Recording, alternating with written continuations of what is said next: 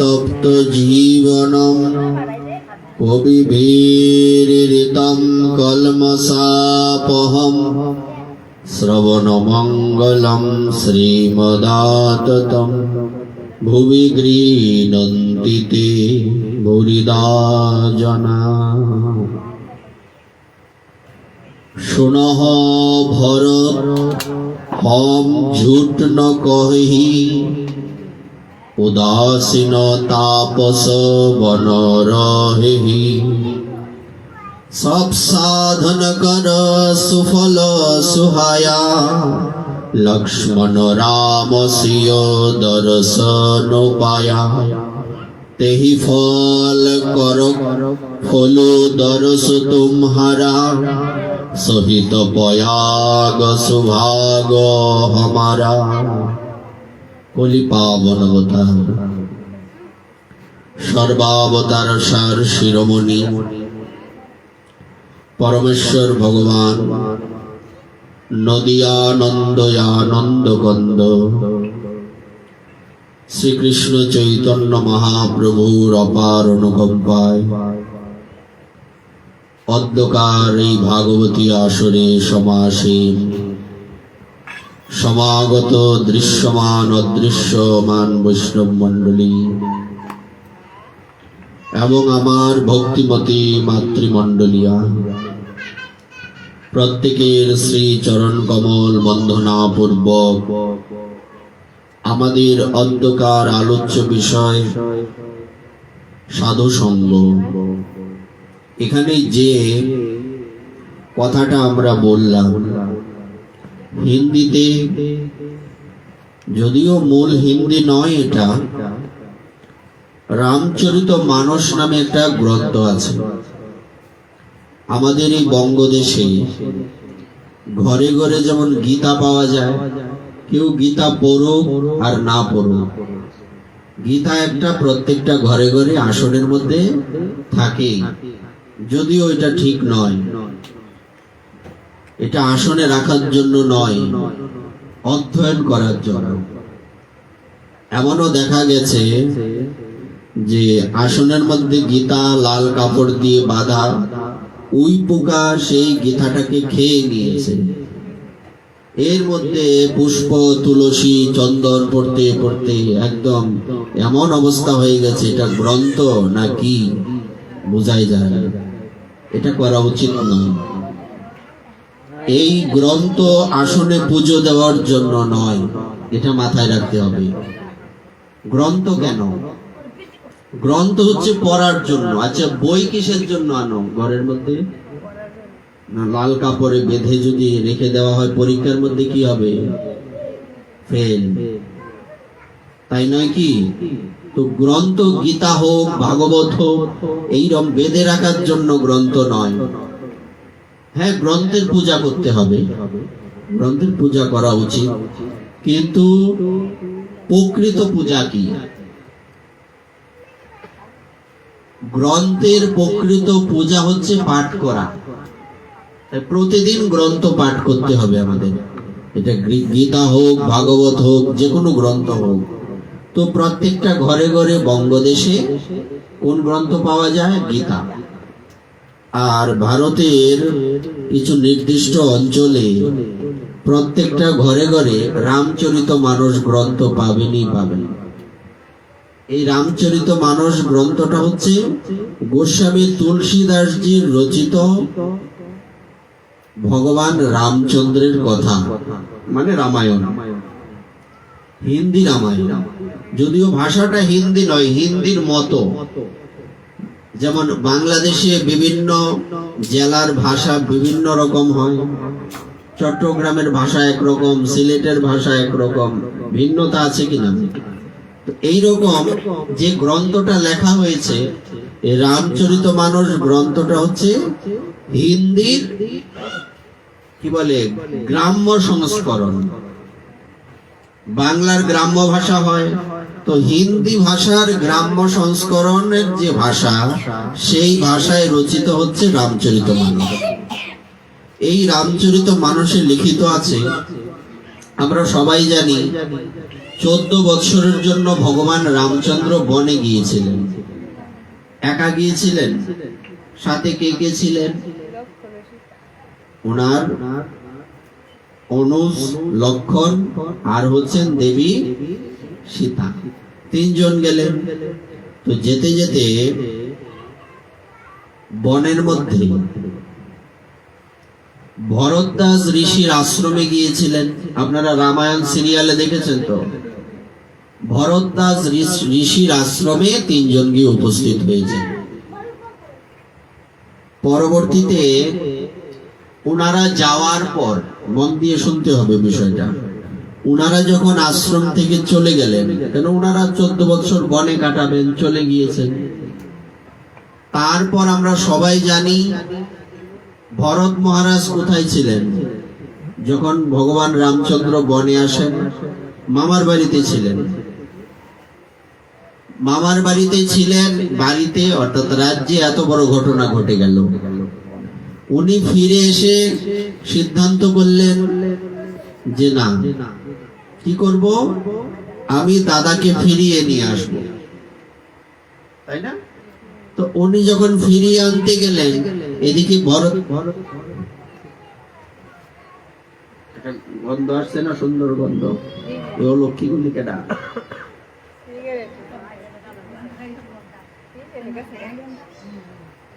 এতটুকু common sense না থাকলে আর মানুষ কেমনে? আমি গন্ধে থাকা যাচ্ছে না।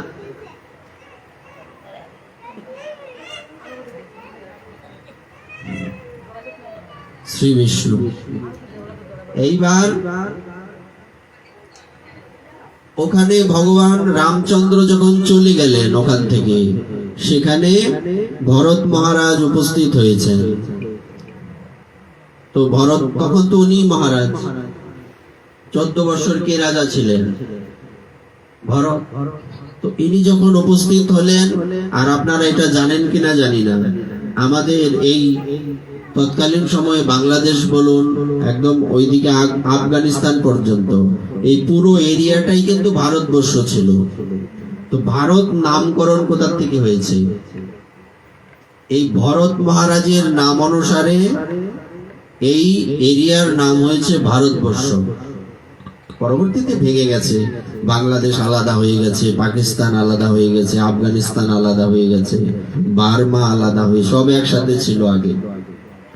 তো এই এরিয়ার নাম ভারতবর্ষ কোথা থেকে হয়েছে? ভরত মহারাজের নাম অনুসারে। তো এই ভরত মহারাজের সাথে ভরদ্বাজ ঋষির সাক্ষাৎ হলো। তো ভরদ্বাজ ঋষির যখন ভরতের সাথে সাক্ষাৎ হলো, তখন উনি কি বললেন? এই কথাটা তখন ইনি বললেন। আমরা প্রথমে হিন্দিতে কথাগুলি বললাম না শ্লোকের পরে, এই কথাটা উনি বললেন। উনি বলছেন, সমস্ত পুণ্য কর্ম, জপ, ধ্যান, ভজন সাধন, সবকিছুর ফল কি? আমরা যে সাধন ভজন করব, জপ করব, নিত্য প্রসাদ পাবো, তুলসী সেবা করব, গোমাতার সেবা করব, ভগবত সেবা করব, এর ফল আছে কিনা একটা? এর অন্তিম ফলটা কি? ভগবত দর্শন, ভগবত প্রাপ্তি, তাই না? এটা তো আমরা সবাই জানি। আমরা ভগবানের ভজন করি কেন? ভগবানকে পাবার জন্য, তাই তো? তো আমরা ভগবানের ভজন কেন করি? ভগবানকে পাবার জন্য। তো সমস্ত যজ্ঞ, ব্রত, দান, তপস্যাদি সবকিছুর ফল হচ্ছে ভগবত দর্শন, ভগবানের কৃপা লাভ করা, ভগবানের সেবা লাভ করা। এইবার ভগবান দর্শনের ফল কি? ধরুন আপনি তপস্যা করতে করতে একবার ভগবত দর্শন পেলেন, তো ভগবত দর্শনের ফল কি? এটাও তো কথা। এখানে ভরদ্বাজ ঋষি বলছেন ভগবত দর্শনের ফল হচ্ছে সাধু দর্শন।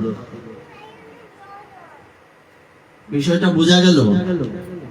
সমস্ত ভজন সাধনের ফল কি? ভগবত দর্শন। আর ভগবত দর্শনের ফল হচ্ছে সাধু দর্শন, এই কথা বলছেন। এখানে সুনহ দর্শন পেলাম, কে ইনি? ভরত। ভরতের মতো ভগবান রামচন্দ্রের শুদ্ধ ভক্ত পাওয়া যায় কি? আমরা জানি ভগবান রামচন্দ্রের একনিষ্ঠ সেবক হচ্ছেন লক্ষ্মণ, তাই না? লক্ষ্মণের থেকে বেশি ত্যাগ ভরতের। লক্ষ্মণ ঠাকুরের তো সৌভাগ্য, ইনি ভগবান রামচন্দ্রের সাথে সবসময় থাকতে পারতেন। ওই ছেলেবেলার থেকে আছে না, ভাই বোন তো অনেক থাকে, একজনের সাথে আরেকজনের একটা বিশেষ রিলেশন বা হৃদ্যতা থাকে, ভালো সম্পর্ক থাকে। সব ভাই বোনদের মধ্যে কিন্তু সমান ভালোবাসা খুব কম পাওয়া যায়, সব জায়গায় সমান। একজনের সাথে বন্ধু বান্ধবের বেলায় তো এমন হয়, অনেক বন্ধু হয়, তার মধ্যে একজন বন্ধুর সাথে বিশেষ সম্পর্ক থাকে, যাকে কি বলে?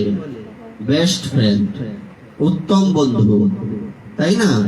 তো লক্ষ্মণ ঠাকুর, এনারা চারজন তো, রাম, লক্ষ্মণ, ভরত, শত্রুঘ্ন, এই চারজনের মধ্যে কোনো পার্থক্য নেই।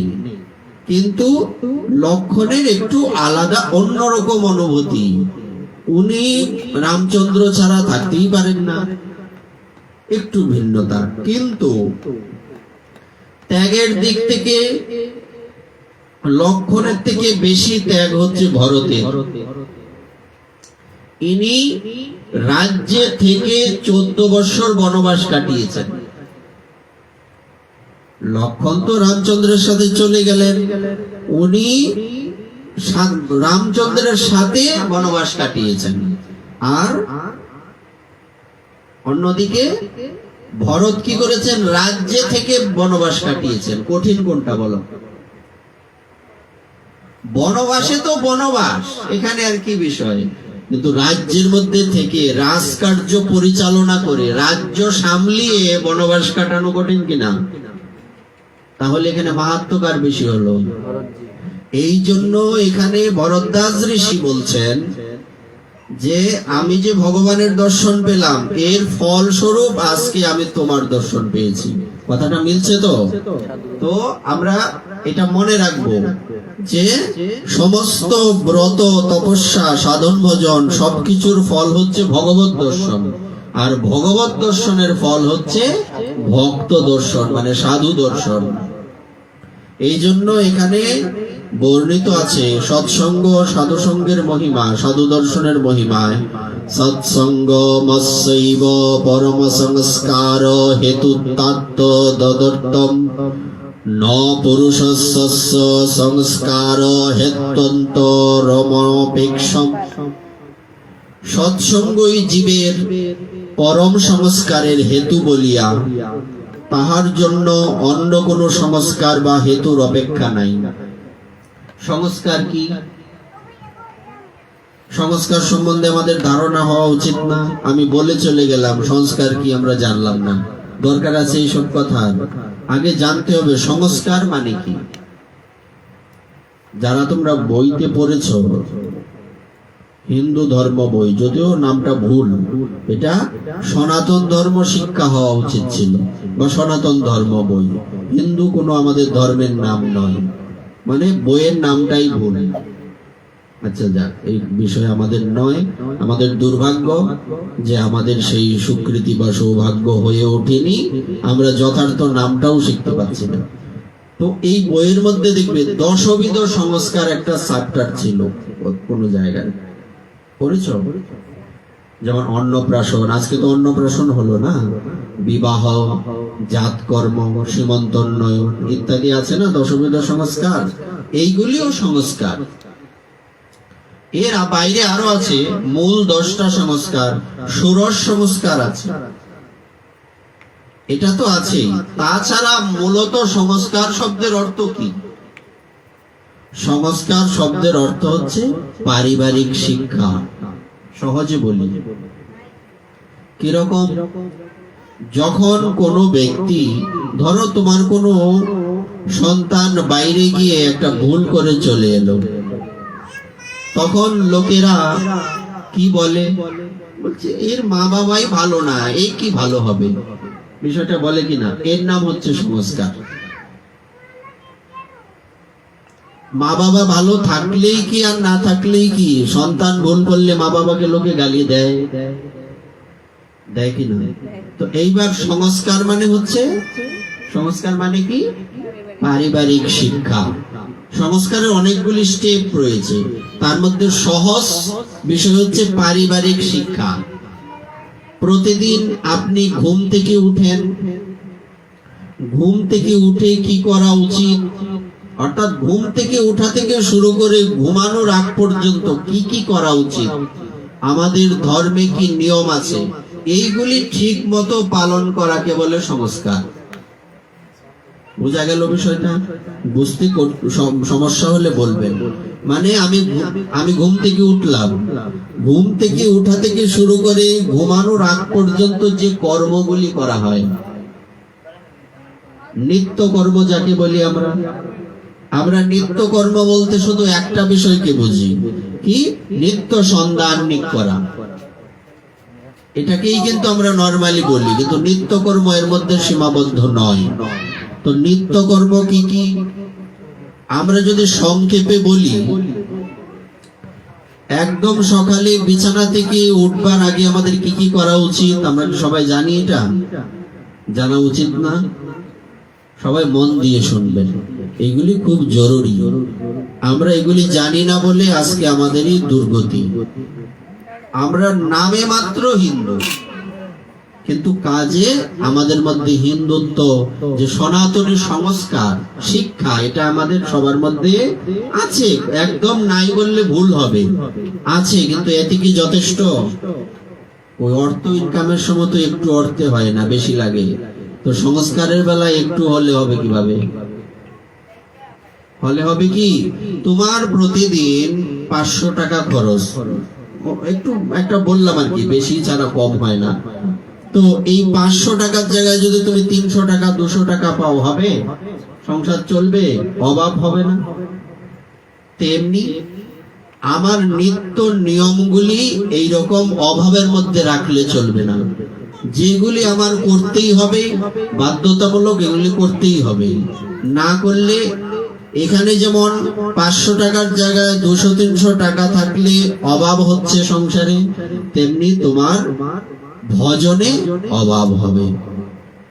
বলছে ভজনে অভাব হলে লাভ কি?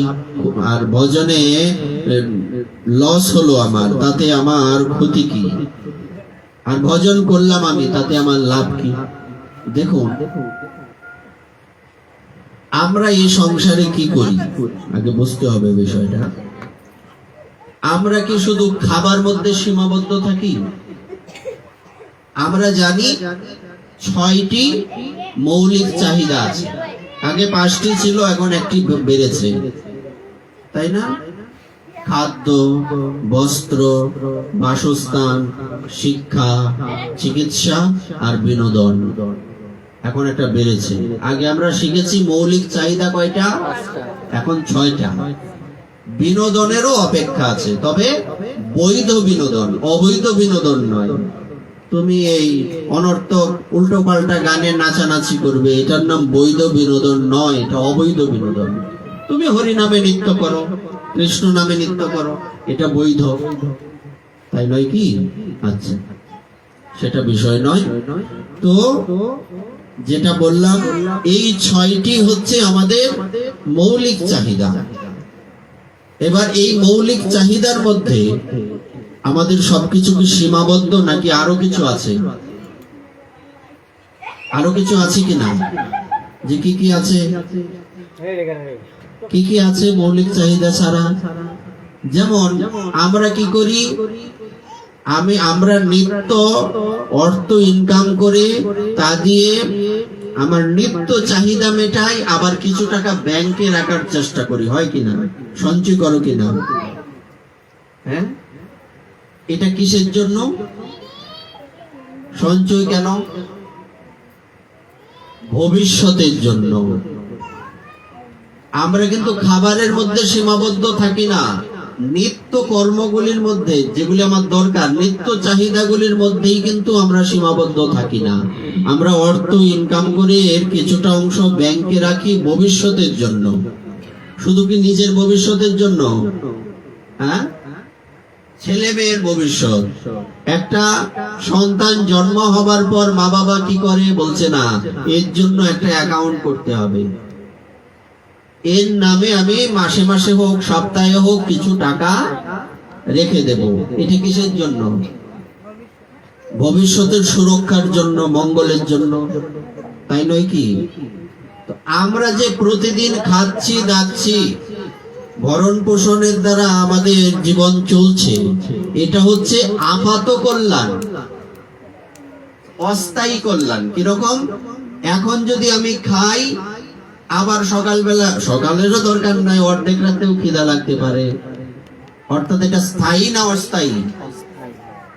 আচ্ছা, এর থেকে একটু স্থায়ী ধরুন পোশাকটা, এটা কিছুদিন কিছু বছর পরা যায়, এটাও কিন্তু অস্থায়ী। আচ্ছা গেল।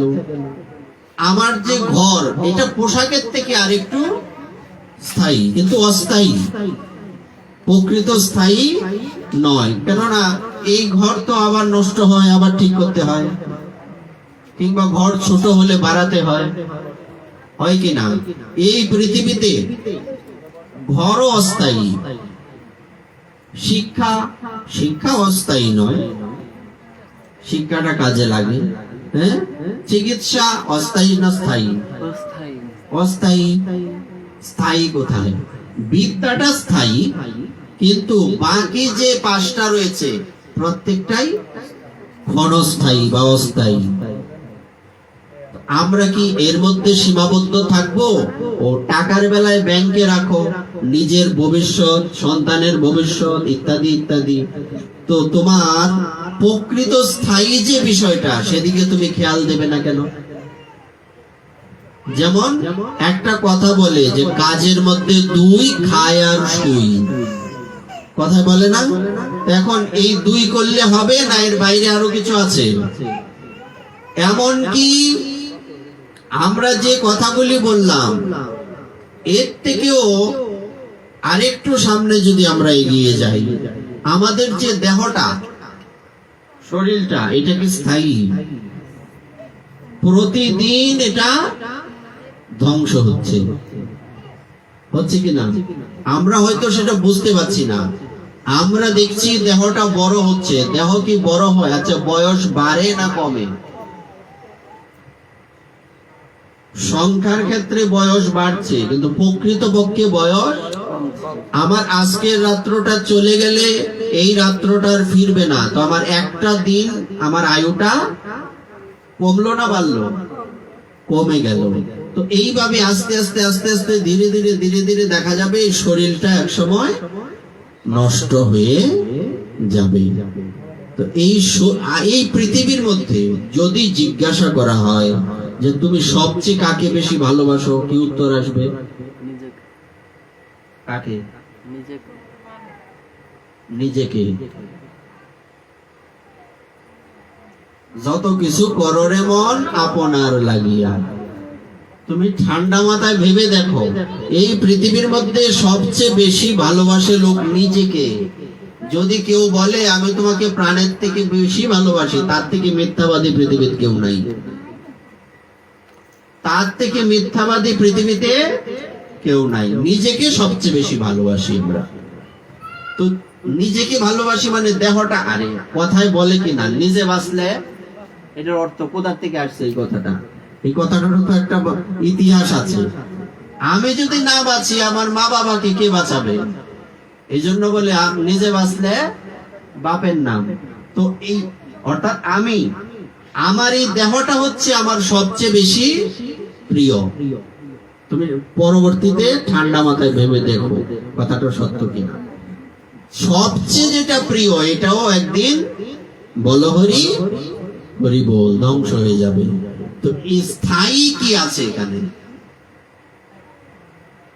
সংসারের বেলায় যেহেতু স্থায়ীর চিন্তা করতে গিয়ে ব্যাংকে টাকা রাখো, অমুক তমুক, এই সেই নানান কাহিনী, হ্যাঁ, বিশাল দূর পর্যন্ত ভাবতে পারো, তাহলে যেটা প্রকৃত পক্ষে আমার, যে ব্যক্তি প্রকৃত পক্ষে আমার, তাকে নিয়ে কেন ভাবো না? যে তোমার, তাকে নিয়ে ভাবা উচিত না? প্রকৃত পক্ষে কে আমার? ভগবান হচ্ছেন একমাত্র আমার, আর কেউ কিন্তু আমার নয়। বলছে প্রমাণ কি? প্রমাণ হচ্ছে, ধরো এই পৃথিবীতে যে আমরা জন্মগ্রহণ করেছি, আমাদের মাতা পিতা আছেন, তো এই মাতা পিতা কি গত জন্মে ছিলেন? আগামী জন্মে এই মাতা পিতা থাকবেন? থাকবেন না। কিন্তু ভগবান, আমরা কি শুধু মানুষ হয়ে এসেছি, না আরো অনেক কিছু হয়ে এসেছি? কীট পতঙ্গ, অমুক তমুক, আবল তাবল, কত কিছু হয়ে এসেছি। তো এখন প্রত্যেক জন্মেই মা বাবা ছিলেন, প্রত্যেক জন্মেই সন্তান ছিলেন, প্রত্যেক জন্মেই আত্মীয় স্বজন ছিলেন, ছিলেন না? তো এইবার আমরা শুধু মানুষ হয়ে আসেনি, অনেক রূপ ধারণ করে নানান সময় জন্মে জন্মান্তরে এই পৃথিবীতে আমরা এসে আমাদের কর্মফল ভোগ করেছি। এই যে আমরা পৃথিবীতে এতবার এসেছি, এইগুলিও তো অস্থায়ী। তো দেখা গেল এই জন্মের সন্তান গত জন্মে ছিল না, আগামী জন্মেও থাকবে না।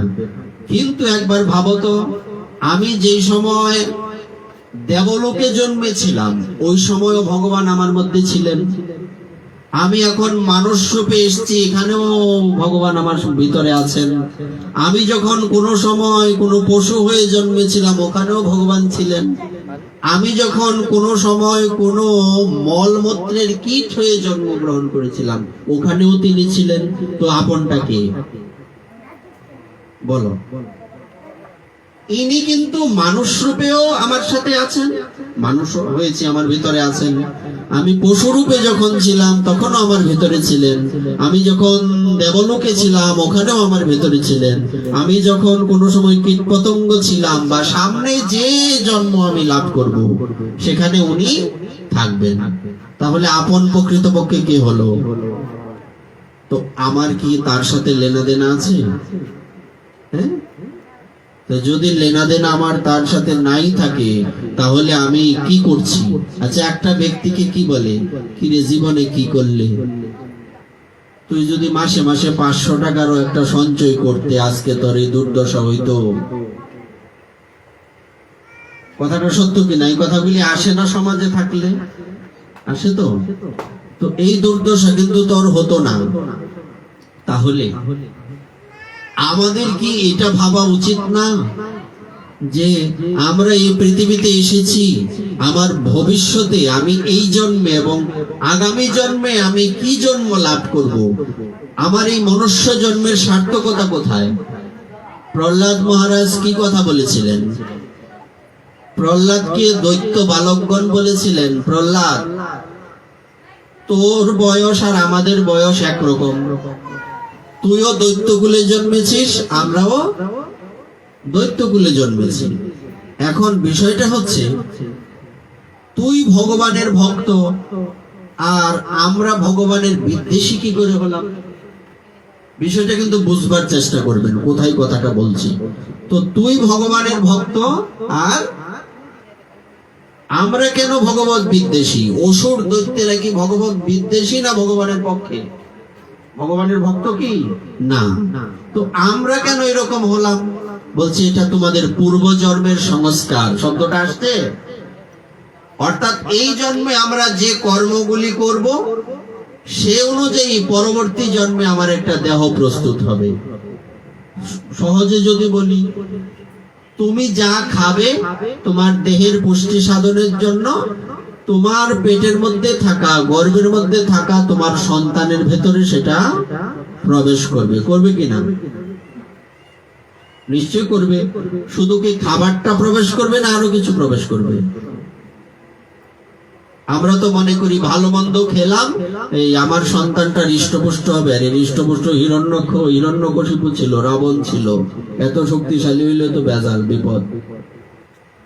শক্তি দিয়া লাভ কি যদি সংস্কার না থাকে? এই জন্য বলা হয়ে থাকে, যখন কোনো মা সন্তান ধারণ করবেন, তখন ওনার দায়িত্ব বেড়ে যায়। কি দায়িত্ব বাড়ে?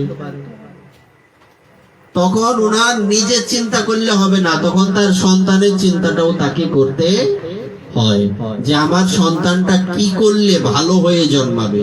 আমরা তো শুধু এই একটা বিষয় নিয়ে বেশি চিন্তা করি, কি না স্বামী কি করে স্ত্রীকে যদি বেশি ভালোবাসে, ভালো মন্দ খাবার, কাঠবাদাম, এই কি বলে এই আর কি কাজু বাদাম, কিশমিশ, অমুক তমুক, আবল তাবল, অনেক কিছু ভালো মন্দ, মানে আবল তাবল বলতে ভালো মন্দ আমরা বলি না, ভালো মন্দ, এই ভালো মন্দ কিছু নিয়ে আসিস।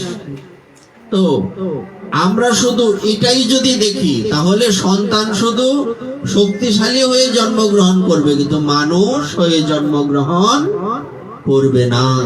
এই জন্য প্রত্যেক মা বাবার কি করা উচিত? প্রত্যেক মা বাবার সন্তান ধারণের পূর্ব থেকেই নিজেকে আগে ভালো করা উচিত। বোঝা যায় মিলছে কথাগুলি? সংস্কার কিন্তু আমাদের আলোচ্য বিষয়টা আসছে। তো প্রথমে কি করা উচিত? নিজেদেরকে ভালো করা উচিত। নিজেদেরকে যদি ভালো করতে না পারে সন্তান কখনো ভালো হবে না। সূত্রা গাছে আম আসবে না, আসবে কাটা গাছের গোড়ায় জল দিলে এর মধ্যে আম ধরবো, পাগলা কুত্তা কামড়াইছে।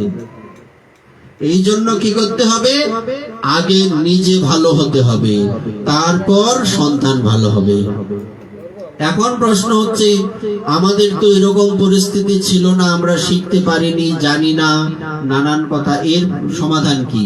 বলছে এর সমাধান হচ্ছে, এরও সমাধান হবে যদি সাধু সঙ্গ করি। আমাদের যা সমস্যা, ভুল যা করেছি তার জন্য ভগবানের কাছে ক্ষমা চেয়ে অপরাধের শাস্তি হবে, ভুলের জন্য আমাকে ফল ভোগ করতে হবে, কিন্তু আর করব না, বাড়বে না, সুদের মতো চক্রবৃদ্ধি হারে বাড়বে না। পাপগুলি তখন কি হয়ে যাবে? বন্ধ হয়ে যাবে। বিষয়টা আগে ভাবতে হবে। তো এই জন্য আমাদের প্রতি সময় কি করতে হবে? প্রত্যেকটা সময় চিন্তা করতে হবে আমি যাতে জেনে শুনে কোনো ভুল বা পাপ না করি, তাই তো?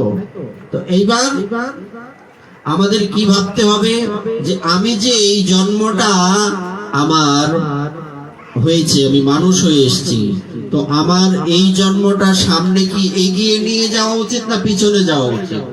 আচ্ছা, এখানে যারা আপনারা আছেন, যদি আমি প্রশ্ন করি, কারা গরিব হতে চান? বলুন। এখন যে অবস্থায় আছেন এর থেকে খারাপ অবস্থায় কে যেতে চান? হাত তুলুন। কেউ যেতে চান?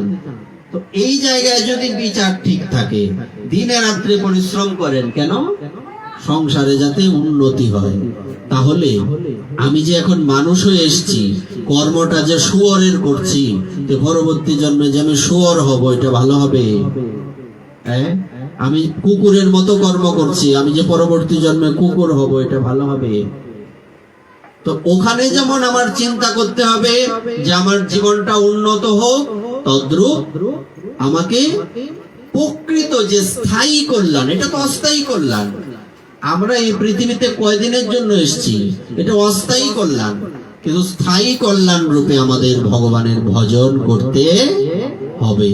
যদি ভজন করতে না পারি, না করি, তাহলে পরবর্তী জন্মে আবার ঘুরতে বুঝি হলো রে মন আবার 84।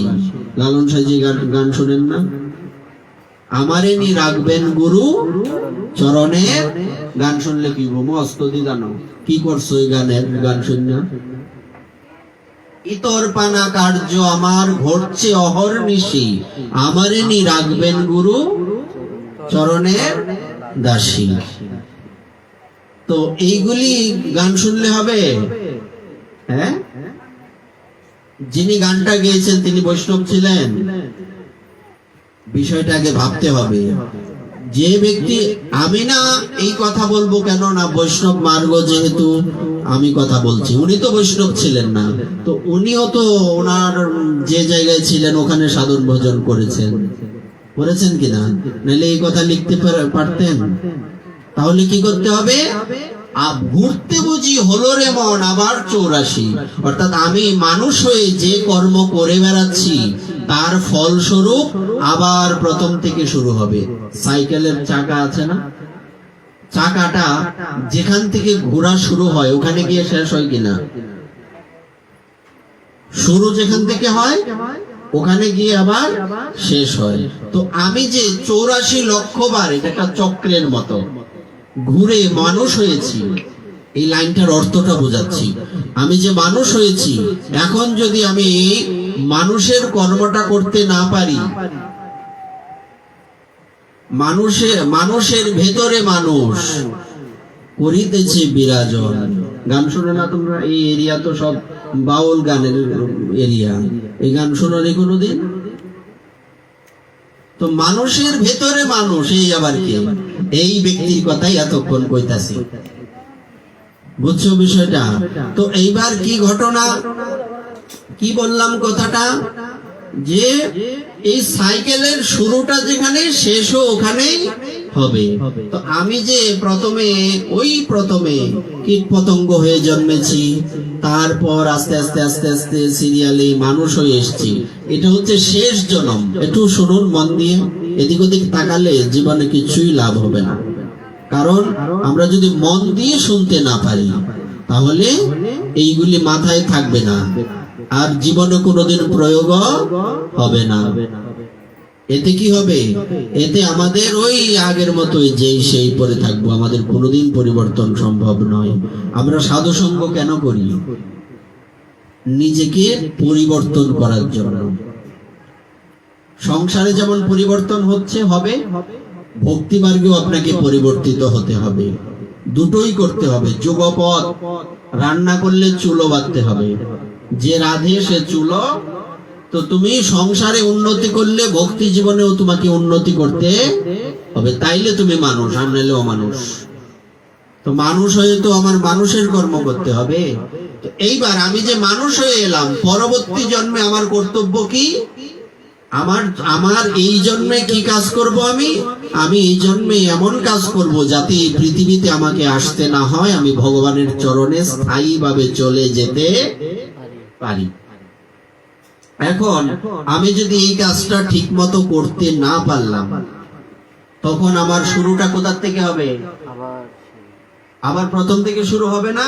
এই লাইনটার অর্থ হচ্ছে, ঘুরতে বুঝি হলো রে মন আবার 84। বুঝা গেল কথাটা? গান শুনলে কি হবে? গান গায় সধু, বুঝে সাধু। গান তো অনেকেই গায়, হ্যাঁ, কিন্তু যিনি লিখেছেন উনি সাধু ছিলেন। কিন্তু গান তো অনেকেই গায়, এই গান তো চতুর্দিকে বহু লোকে গায়, এটা তো বুঝে না। যদি তারা বুঝতো তাহলে ভজন করতো কিনা? হ্যাঁ, এই অপকর্ম করতে পারতো? তো আমাদের এই জন্য আগে ভাবতে হবে। কষ্ট করে আপনি 10 তলার উপরে উঠেছেন, পরে আর নেই। যদি আবার প্রথম থেকে শুরু হয়, তাহলে কোথা থেকে শুরু হবে? আবার নিচতলা থেকে শুরু হবে। আপনার কর্তব্য কি নিচতলা যাওয়া, নাকি 10 তলার থেকে এই উপরের দিকে ভগবানের চরণে যাওয়া? কোথায় যাবেন? কোথায় যাবেন? ভগবানের চরণে যাওয়াই তো লক্ষ্য। তো আমাদের লক্ষ্য কি ঠিক আছে? তো লক্ষ্য যদি ঠিক না থাকে, তো পরিবর্তন হবে কি? আবার আরম্ভ হবে, আবার আগামী জন্মে বৃক্ষ হব, আবার বৃক্ষ।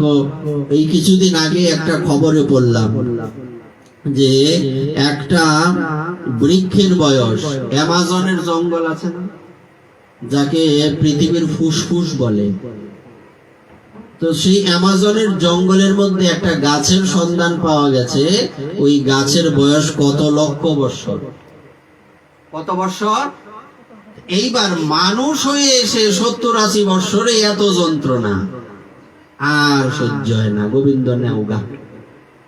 হ্যাঁ, বৃক্ষ হয়ে যে তুমি ওই অ্যামাজনের জঙ্গলে, যেখানে কেউ যাবে না, ওখানে তুমি কত লক্ষ বছর কাটিয়ে দিচ্ছ, কত কষ্ট হচ্ছে। তো ওই জায়গায় যেতে চাও, নাকি জীবনটা সার্থক করে গোবিন্দ সেবায় লাগাতে চাও? এই সিদ্ধান্ত তোমাকেই নিতে হবে, নতুবা জীবনে কোনোদিন পরিবর্তন সম্ভব নয়। আজকে তোমার শক্তি আছে, সৌন্দর্য আছে, অহংকার করছো, আরে দিন তো যাইতে আছে, চলুক না, কি আছে? এই দিন নয়, আরো দিন আছে। দিন কিন্তু এইভাবে যাবে না, একদিন এই দিন শেষ হয়ে যাবে, আছে না? তো এই বিষয়গুলি আমাদের বিশেষ রূপে হৃদয়ের মধ্যে ধারণ করতে হবে, নতুবা জীবনে কোনোদিন কস্মিন কালেও আমাদের গোবিন্দ প্রাপ্তি হবে না। আরম্ভ হয়েছে, চলতেই থাকবে। ওই সাইকেল ঘুরছে, এই মানুষ পর্যন্ত এসছি, আবার আরম্ভ হবে বৃক্ষ থেকে, আবার মানুষ পর্যন্ত যাব, 84 লক্ষ ঘুরতে ঘুরতে আবার আরম্ভ হবে। এই চলছে গতাগতি পুনঃ পুনঃ। এর থেকে মুক্তির উপায় কি? সনমপি সজ্জন সঙ্গতি রেখা ভবতি ভবার নব তরণে নৌকা। সাধু সঙ্গরূপী নৌকার মধ্যে যদি উঠো, তাহলে তুমি এই ভব সমুদ্র পার হয়ে গোবিন্দের চরণে যাবে, নতুবা সম্ভব নয়। সিদ্ধান্ত তোমাকে নিতে হবে, তোমাকেই ভাবতে হবে আমার কি করা উচিত। কি করলাম, যা করেছি করেছি, এখন থেকে আজকের থেকে আমার সংকল্প নিতে হবে যে আজকের পরে ভগবানের সাথে যুক্ত থেকে কর্ম করব। আজকের পরে অপকর্ম করব না, পাপ করব না। তাহলে কি হবে? উন্নতি হবে, নতুবা আবার ঘুরতে হবে। তাই একে বলে সংস্কার। বিস্তারিত আমরা বুঝলাম না সংস্কার কাকে বলে। তো সমস্ত সংস্কার গিয়ে কোন জায়গায় মিলিত হয়? আচ্ছা, নদীগুলি কোথায় গিয়ে মিলিত হয়? সমুদ্রে মিলিত হয়। তা আমার যত সংস্কার আছে সবকিছু কোথায় গিয়ে মিলিত হবে? সাধু সঙ্গের মধ্যে। রবীন্দ্রনাথ ঠাকুরের সেই বিখ্যাত কবিতা আছে একটা, গীতাঞ্জলিতে লিখিত আছে, আমার যত বিত্ত প্রভু আমার যত বাণী সব দিতেই হবে জানি। একদিন তো সব ছেড়ে দিয়ে যেতেই হবে। যদি ছেড়ে দিয়ে চলে যেতেই হয়, তাহলে মানুষের মতো যাব, পশুর মতো যাব কেন? আমার চলাফেরা, আমার আচার আচরণ, আমার সাধন, আমার ভজন সবকিছু যদি তার চরণ তলে লুটিয়ে দিতে পারি, আমার মাথা নত করে দাও হে তোমার চরণ ধুলার তলে, সকল অহংকার হে আমার ডুবাও চোখের জলে, অন্তর মম বিকশিত করো অন্তরতর হে, নির্মল করো মঙ্গল করো নিরলস সংশয় করো হে। কি বলছেন? এগুলি তো আমরা সেই কবে পড়েছি। এগুলি পড়লে হবে না, এগুলি নিজেদের জীবনে প্রয়োগ করতে হবে। অন্তর মম বিকশিত করো। কিসে বিকশিত? পদ্ম ফুল নয়, যে কোনো পুষ্পের কোনো কলি গোবিন্দ সেবায় লাগে? কোনদিন লাগে? কলি তুলে এনে ঘরে রাখেন অনেকে, করবেন না, আগে হতো। এগুলি সেবায় লাগবে না, ফুল এনে দিতে হবে। ঘরে তো ফুটে হবে না। ঘরে ফুটলে যদি হইতো যে মার গর্ভ দরকার কি, বাইরে ফুটে এলাম সন্তান হবে। যেখানে যেই জায়গায় যার থাকার দরকার সেখানেই থাকতে হবে, ওই কলি কাজে লাগবে না। তো বলছি কলি কিন্তু গোবিন্দ সেবায় লাগে না, ফুলটা লাগে। বিকশিত, বিকশিত মানে কি? বিকশিত কুসুম, প্রস্ফুটিত পদ্ম, যাই বলি, এই বিকশিত কুসুম কেবলমাত্র গোবিন্দ চরণে যাবে, কলি যাবে না। তেমনি বলছি অন্তর মম বিকশিত করো। আমার অন্তরটাকে গোবিন্দের চরণে নিয়ে যাওয়ার জন্য একটা ফুল করে তৈরি করো। বোঝা গেল কথাটা? অন্তর মম, মম মানে আমার, অন্তর মম বিকশিত করো অন্তরতর হে। উনাকে বলছেন, গোবিন্দকে বলছেন, তুমি তো আমার অন্তরের প্রভু, আমি মানলেও প্রভু, না মানলেও প্রভু। তো তুমি যে আমার প্রভু, তুমি আমার অন্তরটাকে বিকশিত পুষ্পের মতো করে নিয়ে তোমার চরণে ঠাঁই দাও। রাবণ বলছিলেন, মনে আছে তো? যেখানে রাবণ এই কথা বলছিলেন, যখন ওনার 1 লক্ষ পুত 1.25 লক্ষ নাতি আছে কিনা, তো প্রত্যেকের মৃত্যু হয়ে গেল। যুদ্ধক্ষেত্রে একমাত্র এক সিঙ্গেল দাঁড়িয়েছেন রাবণ। ইনি তখন রামচন্দ্রকে বলেছিলেন, প্রভু আমি মালি। মালি কি করে? বাগান করে। আমি এই একটা বাগান করেছিলাম, বাগানের প্রত্যেকটা পুষ্প তোমার সেবায় লেগে গেল, আমি একা দাঁড়িয়ে রইলাম। আমি কি তোমার সেবায় লাগবো না? প্রভু, আমার কি এই অভিশপ্ত জীবন ত্যাগের সময় আসেনি?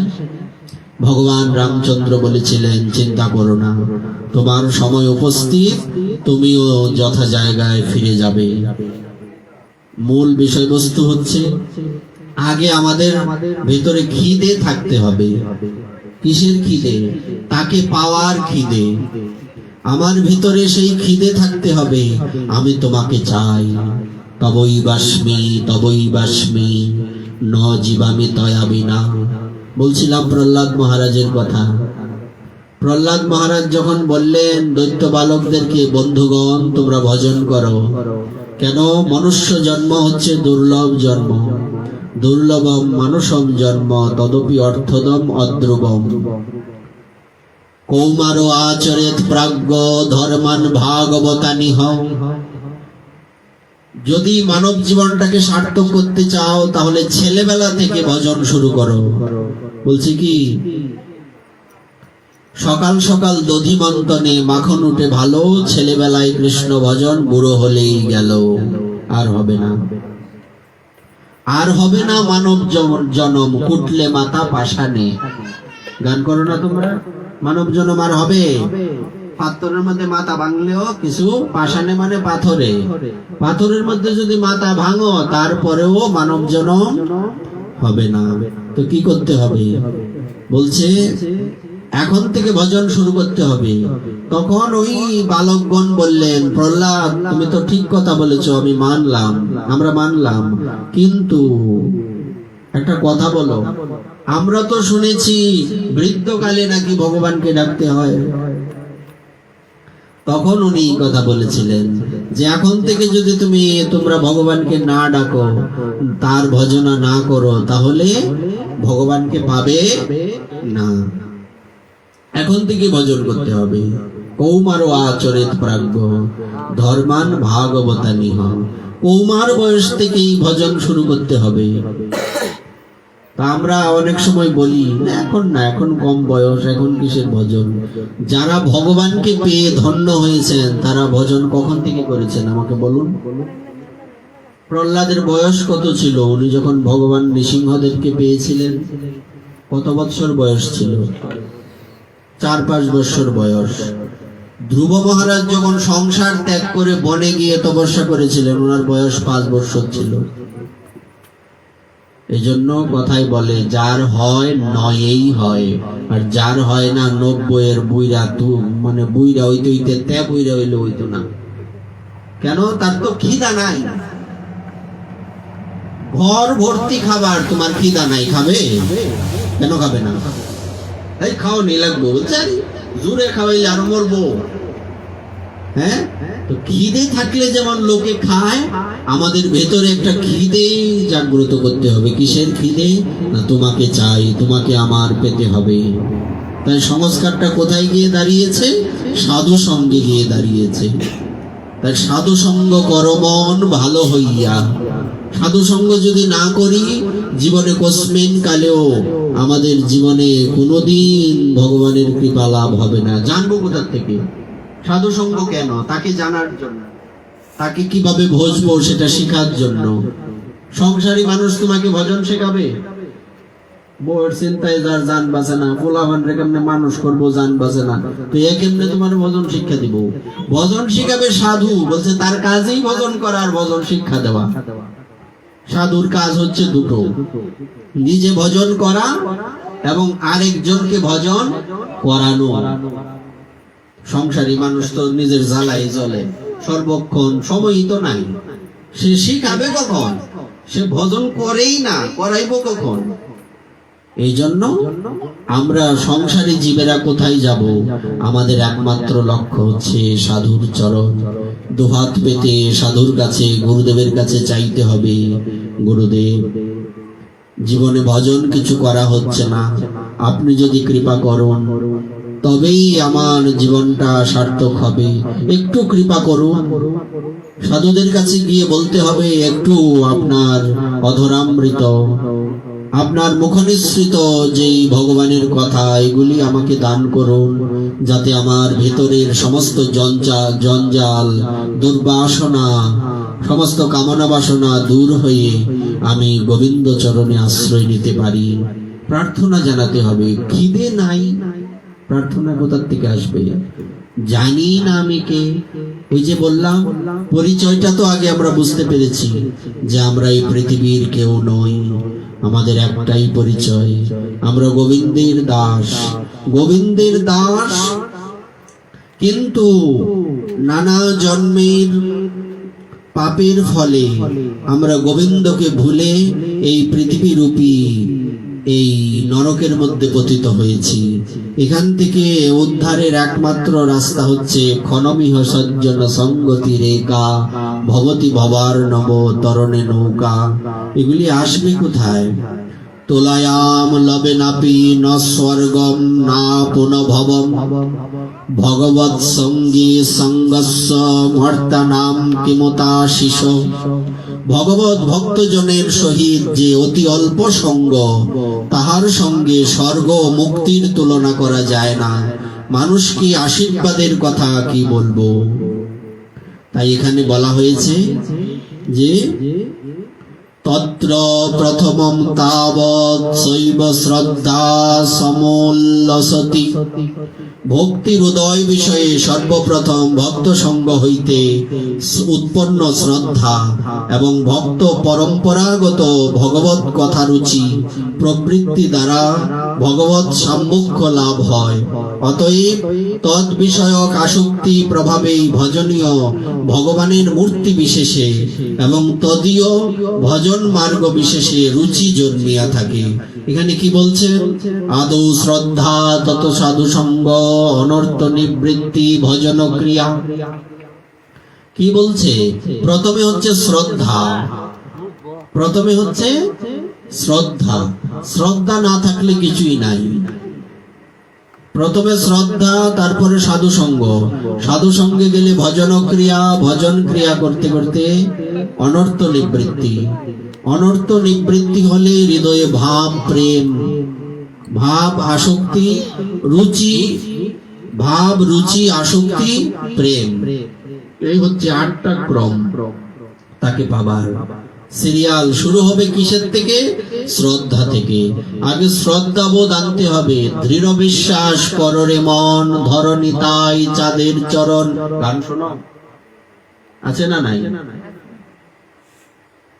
তাহলে দৃঢ় বিশ্বাস না করে তার চরণ আশ্রয় করা তো যাবে না। আশ্রয় কিভাবে হবে? আমার তো বিশ্বাসই নাই ভগবানের চরণে, আশ্রয় হবে কি? কোনোদিনই তো হবে না। এই জন্য নিতাই পদ কমল কোটি চন্দ্র সুশীতল যে ছায়াই জগত জুড়ায় হেন নিতাই বিনে ভাই রাধা কৃষ্ণ পাইতে নাই। তুমি যে ভগবানকে পাবে সাধু সঙ্গে গেলে তুমি বুঝতে পারবে যে আমাকে গুরুকরণ করতে হবে। গুরু ওই নদু সদু যদু মধু এই আবল তাবল এইসব গুরু হলে হবে না। গুরু হতে হবে এইরকম যিনি ভগবানের সাথে আপনাকে আমাকে যুক্ত করিয়ে দিতে পারবেন। আচ্ছা, আপনার বাড়িতে আপনি কারেন্টের সংযোগ দিবেন, আপনি একজনকে ধরে নিয়ে এসছেন, কি জন্য? লোক নিয়ে আসে না, ইলেকট্রিশিয়ান বলে।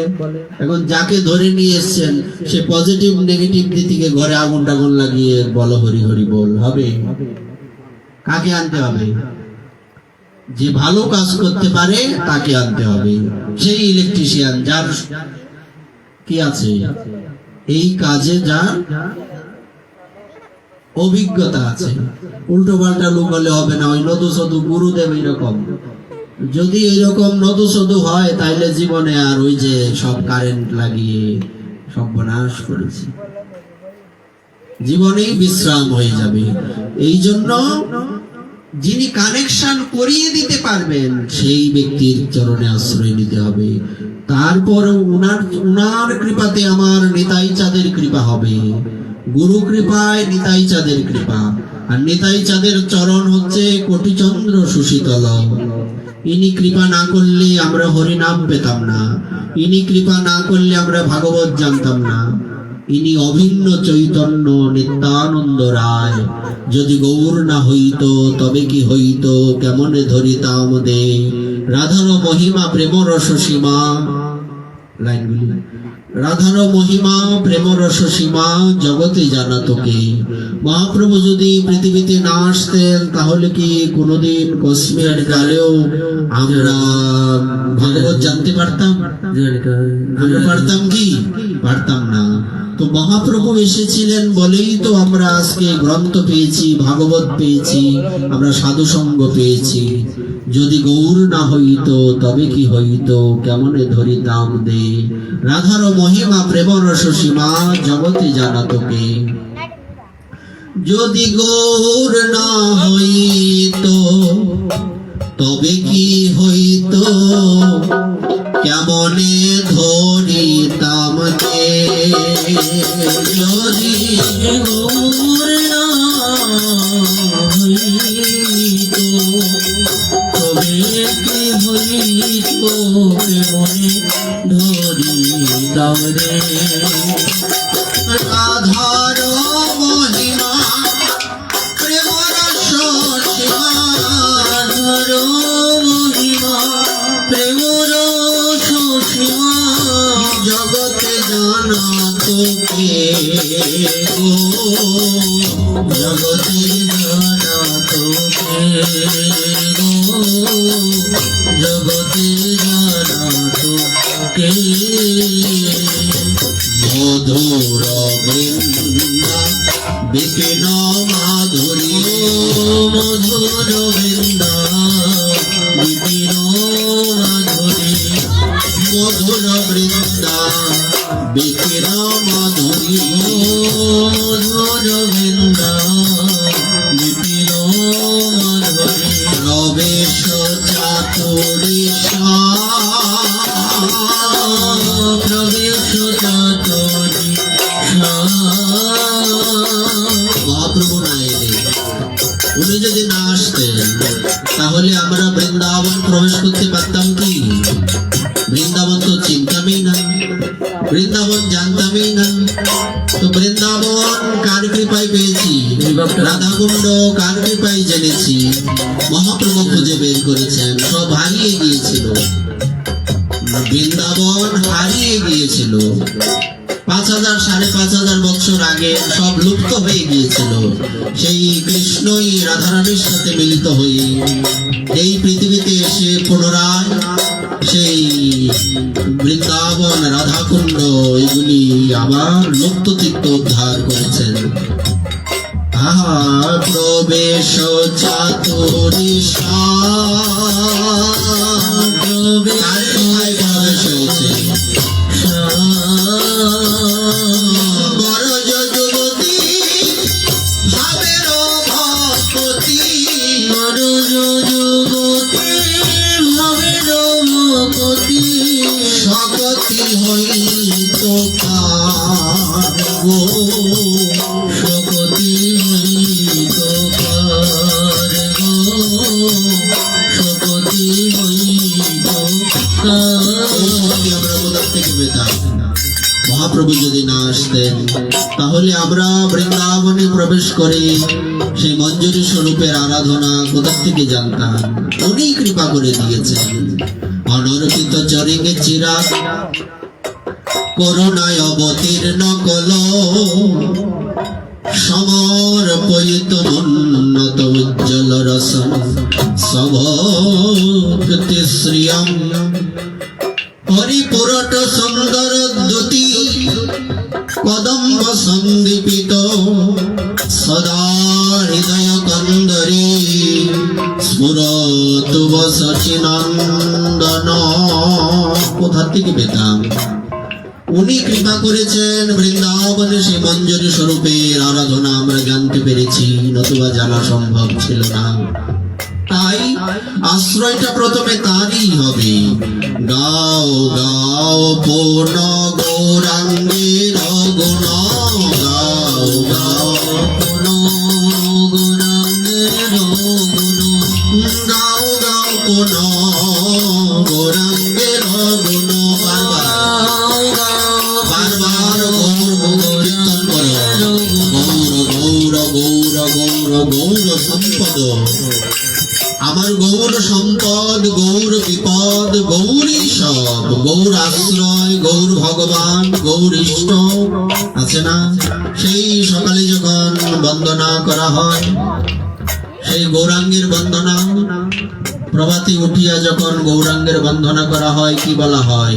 গৌরী প্রাণনা, গৌরী সমস্ত কিছুর মূলে, গৌরী ইষ্ট, গৌরী আমাদের একমাত্র সম্পত্তি। তাই তার কথাই তো বলবো, গাও গাও পূর্ণ গৌরাঙ্গের গুণ, গাও গাও গৌরাঙ্গের গুণ, সরল করিয়া সরল করিয়া হবে না। আহা, সরল করিয়া সরল করিয়া ভাব সাগরে এমন দয়া, সাগরে এমন দয়া, না দেখিয়ে না দেখি মহাপ্রভুর মতো দয়াল তো আর নেই। এমন দয়াল কি আছে? কৃত পাপী দুরাচারী পতিত পাষণ্ডী প্রাণে না মারিল কারে, হরিনাম দিয়া হৃদয় সদিল যাচি গিয়া ঘরে ঘরে, ভববিরিঞ্চির বাঞ্ছিত প্রেম জগতে ফেলিল ঢালি, কাঙালে পাইয়া খাইল লুটিয়া বাজাইয়া করো তালি। কি বলছে? কি বলছে এখানে? যেখানে ব্রহ্মা মহাদেব আদি দেবতা বৃন্দ মহাপ্রভুর কৃপা পান না, তাকে পাওয়ার জন্য, যে কৃষ্ণ প্রেম লাভ করার জন্য অনন্তকাল ভজন করছেন, সেই অনর্পিত চরিত চিরাত মহাপ্রভু মুহূর্তের মধ্যে আমাদের হাতে ধরিয়ে দিয়েছেন। এ ভব সাগরে এমন দয়া, এ ভব সাগরে এমন দয়া, না দেখিয়ে কোজন গো, না দেখি কোজন গো, না দেখি কোজন, আমি একজন তো দেখলাম না রে, একজন তো দেখলাম না রে, একজন তো দেখলাম না রে, একজন তো দেখলাম না রে, তিন বন মাঝে একজন তো দেখলাম না রে, দিন ভোর মাঝে একজন তো দেখলাম না রে, না দেখি একজন গো, না দেখি কোজন গো, না দেখি কোজন, গৌরাঙ্গ বলিয়া নাগেন বলিয়া, গৌরাঙ্গ বলিয়া নাগেন বলিয়া, এমনি ধরে নদী কেমন ধরিল দে,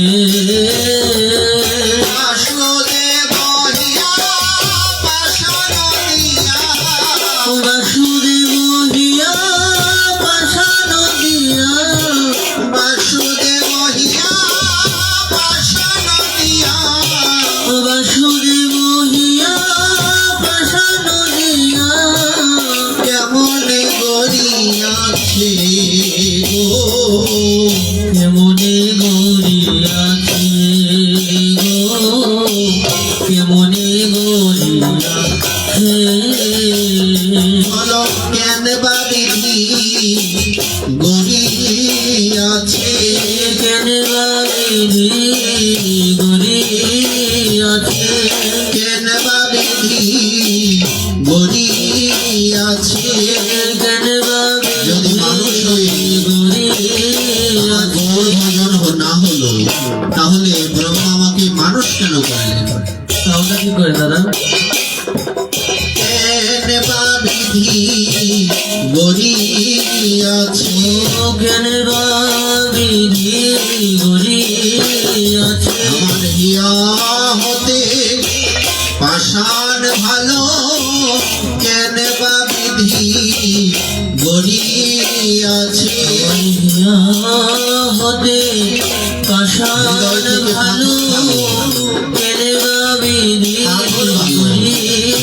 আছে পাথর হলেও গলে যেত, পাথর হলেও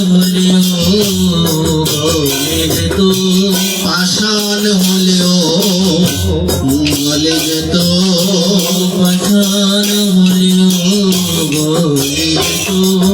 তোর দয়া কর বলে পাষাণ হলেও গলে যেত, ওর দয়া করো বলে পাষাণ হলেও গলে যেত। আমার মন পাশান্ত গল্ল না রে, মন পাশান্ত বলল না রে, ওর দয়া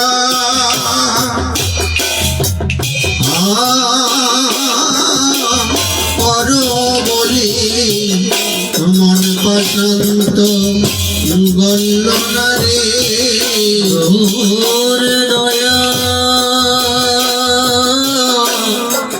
করো আমার মন পাশান্ত বলল না রে, মন পাশান্ত গল্ল না রে, মন পাশান্ত বলল না রে, আরে তাই হা গৌর বলে মন পাশান্ত গল্ল না রে, তাই হাগর বলে মন পাশান্ত বলল না রে, ওর দয়া কর বলে মন পাশান্ত গল্ল না রে, ওরে গয়া কর বলে মন পাশান্ত বলল না রে, গৌর দয়া কর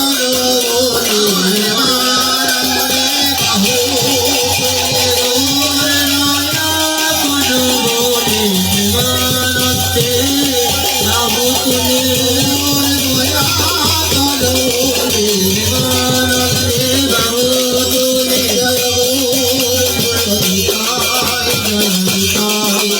জয় গৌর নিতাই, জয় গৌর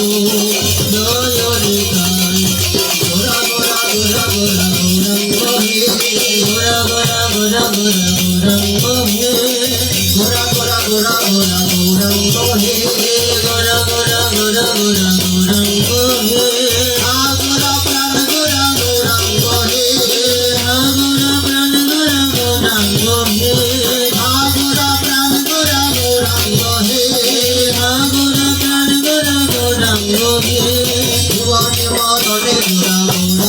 হে, জীবনে মরণে গোরা গৌরাঙ্গ হে, জীবনে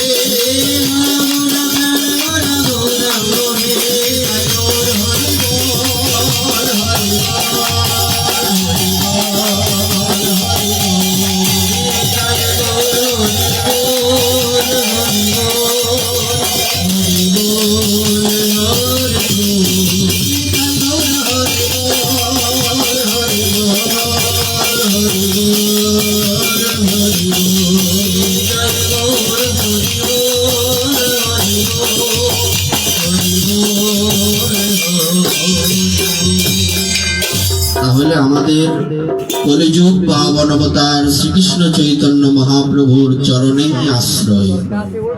তো তাকে পাওয়ার মাধ্যম হচ্ছে সাধু সঙ্গ। সাধু সঙ্গে কৃষ্ণ নাম এই মাত্র চাই, সংসার জিনিতে দ্বিতীয় কোনো বস্তু নাই। এই জন্য যদি এই পৃথিবী থেকে, এই পৃথিবীরূপী সমুদ্র থেকে উদ্ধার পেয়ে, মুক্তি পেয়ে ভগবান শ্রীহরির শ্রীচরণে যেতে চান, যদি শ্রীহরির শ্রীচরণ